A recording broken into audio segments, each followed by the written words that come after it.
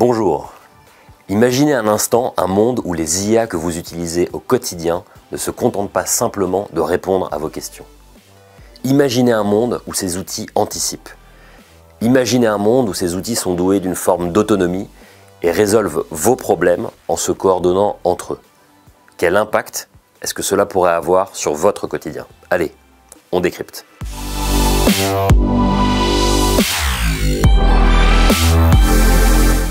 Bonjour à tous et bienvenue dans TechPop.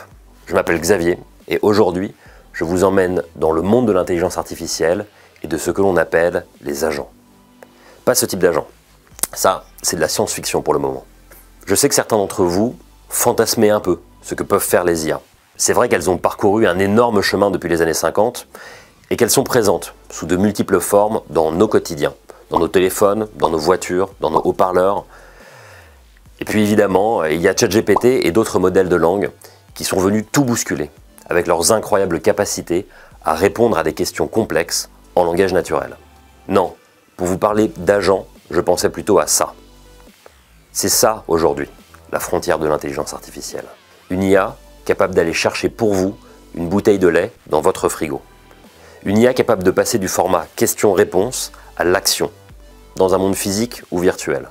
Aujourd'hui, la véritable frontière, c'est de passer du rôle d'exécutant à celui d'assistant, à celui de collaborateur, doué d'une forme d'autonomie. C'est là que les IA deviendront véritablement utiles dans nos quotidiens, quand elles pourront réellement accomplir des tâches pour nous.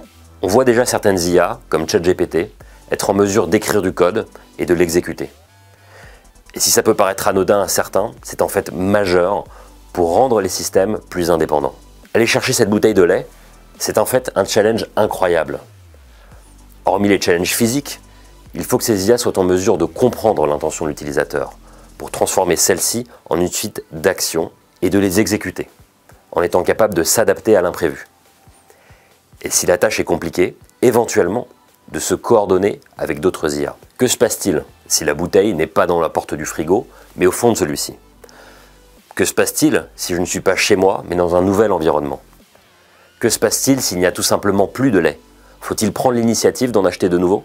C'est là tout l'enjeu des IA actuelles, les rendre capables d'un peu d'autonomie pour avancer dans la réalisation d'objectifs. En fait, c'est ça un agent dans le monde de l'IA. C'est une intelligence capable de percevoir son environnement et d'agir pour atteindre des objectifs spécifiques. Et pour atteindre ces objectifs, qu'est-ce qui serait mieux qu'une intelligence?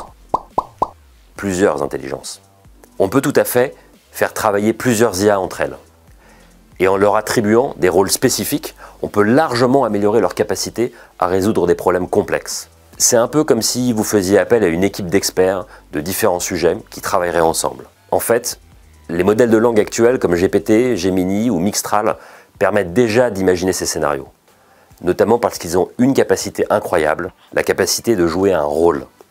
Posez à ChatGPT une question en lui demandant de se mettre à la place d'un responsable juridique ou à la place d'un responsable financier. Il vous répondra de manière radicalement différente en adaptant son point de vue. Le responsable juridique adressera les sujets juridiques, le responsable financier, les sujets financiers. Monter une équipe d'IA pour qu'elle travaille ensemble à la résolution d'un objectif donné, ça s'appelle une architecture multi-agent.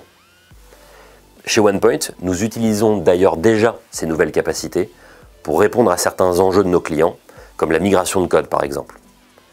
Nos experts ont créé une architecture qui fait appel à près de 14 agents pour des résultats assez bluffants. Et beaucoup d'autres solutions de ce type sont en cours de développement. D'ailleurs, si vous voulez creuser le sujet, n'hésitez pas à jeter un œil à AutoGen, un framework open source qui permet justement de créer ce genre d'architecture. Alors oui, même si c'est assez impressionnant, ça reste encore assez loin de l'agent capable de rivaliser avec l'intelligence ou l'autonomie humaine.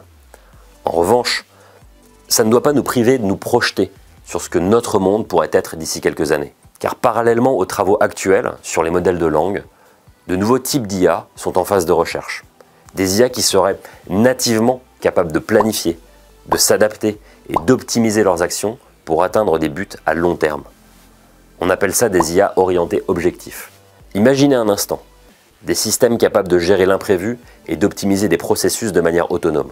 Ces IA ne sont pas de lointaines utopies, mais des réalités émergentes qui redéfinissent déjà les contours de l'innovation et de la productivité. Et comme l'avenir de l'IA est non seulement une question de technologie, mais aussi de vision, je vous pose la question. Et vous? Que pourriez-vous accomplir si vous aviez des outils intelligents, proactifs et capables de planifier, de se coordonner et d'agir pour vous? Comment imaginez-vous que vous allez collaborer avec ces IA doués d'une forme d'autonomie? Quel pourrait être l'impact sur vos métiers? Je vous laisse avec ça et on s'en parle quand vous voulez.